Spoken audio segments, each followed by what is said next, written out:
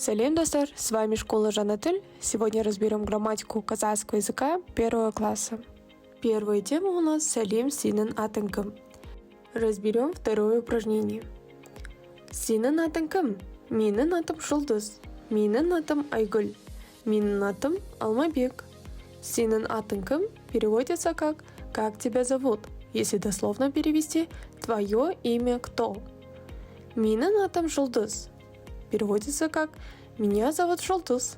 Если дословно перевести, «Мое имя Жұлдыз». В казахском языке элексептік және тәуелдік жалғау всегда идут в парами словосочетаниях. Элексептік, его окончание «дын-дын», «тын-тын», «нын-нын». Слово «мен» переводится как «я». С добавлением окончанием элексептік вышло слово «минын». Переводится как «мой», «моя», «моё».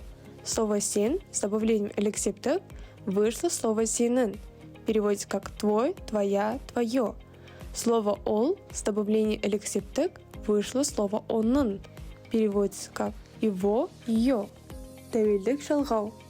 В первом лице слово «минін» добавляется окончание «м». Во втором лице слово «сенін» добавляется окончание «н». В третьем лице слово «оның» добавляется окончание «с», «э».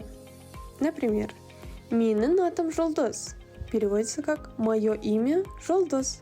Первому слову добавилось элексептік, второму слову добавилось тәуелдік жалғау. Еще пример. «Сенің атың кім?» Твое имя кто? Либо «Как тебя зовут?»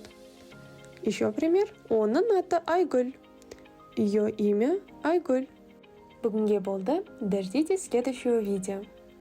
Если вам нужен репетитор по казахскому языку, запишитесь на наши онлайн-уроки. Мы поможем с домашним заданием.